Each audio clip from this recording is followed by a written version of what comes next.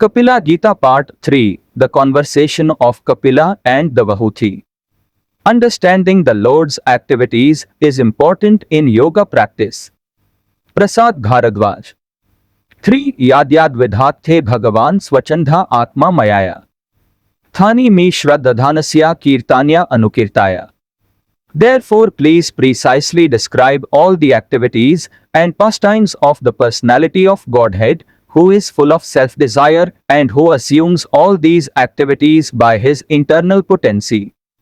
The word anukritya is very significant. Anukritya means to follow the description, not to create a concocted mental description, but to follow. Somka Rishi requested Suta Goswami to describe what he had actually heard from his spiritual master, Sukdeva Goswami, about the transcendental pastimes that the Lord manifested by his internal energy. Bhagavan, the Supreme Personality, does not possess a material body associated with ordinary karma. However, by his yogic power, he can assume any form of body. This is made possible by his internal potency. We can understand the pastimes of the Supreme Lord through the authorized devotional processes described in the Bhagavatam. Shravanam keertanam Vishnoah smaraṇam padasevanam. Arkanam vandanam dasyam sakhyam atmani vednam. According to the Bhagavatam, there are 9 primary processes of devotional service.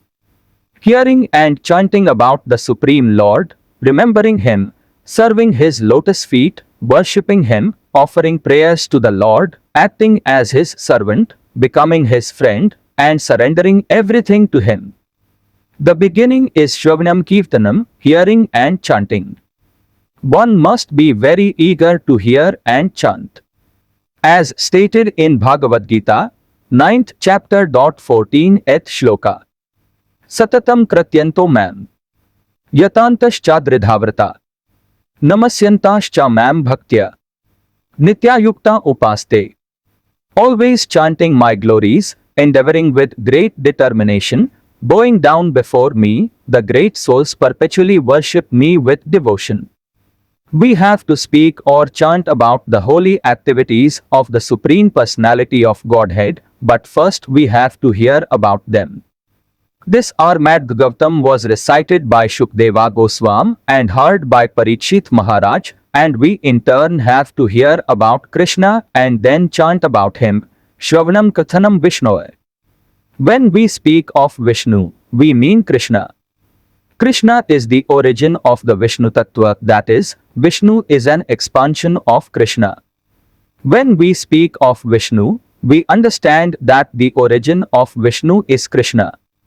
As Shri Krishna says in Bhagavad Gita, 10th chapter 2nd shloka, Aham Adirhi Devanam, I am the source of the demigods. The most important demigods, Devas, are Brahma, Shiva and Vishnu. In the beginning of the creation there is Lord Vishnu, and from Lord Vishnu, Brahma is born. From Lord Brahma, Shiva was born. These 3 gods take charge of the 3 modes of material nature. Vishnu takes charge of Sattvaguna, the mode of goodness, Lord Brahma takes charge of Rajoguna, the mode of passion, and Lord Shiva takes charge of Tamoguna, the mode of ignorance. However, before the creation there was no Brahma or Shiva. There was only Krishna. Krishna, therefore, says, Aham Adirhi Devanam. He is the creator of all demigods and all other living entities. After the cosmic manifestation is created, the living entities are placed in it. Therefore, in the Vedas it is stated that in the beginning there was neither Brahma nor Shiva, but only Narayana, Eko Narayana Asit. Narayana is also another plenary expansion of Krishna. We have to learn from the scriptures that Krishna is the origin of all. Krishnastu Bhagwan Swayam, all the Vishnu Tattvas and incarnations are but plenary expansions or expansions of the plenary expansions of Krishna. There are millions and millions of incarnations. They are as plentiful as waves in the ocean. There are Shaktyavishavtaras, Gunavtaras, and Swayamavtaras, and these are all described in Srimad Bhagavatam. All these avtaras, or incarnations, are Swachandatma, free from care and anxiety. The world, Jagat, has emanated from the Supreme, therefore it is not mithya, but it is temporary. That is also explained in Bhagavad Gita, 8th chapter 19th shloka bhutva bhutva pralit. The material world comes into existence, remains for some time, and is then annihilated. It is not false, for it can be utilized to realize the supreme truth.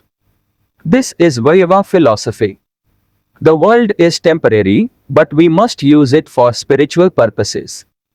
If something is used for the ultimate truth, the absolute truth, it becomes integral with the absolute truth.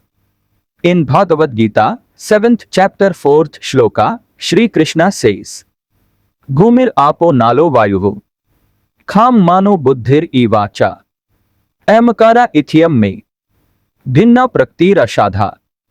Earth, water, fire, air, ether, mind, intelligence and false ego, all together these comprise my separated material energies.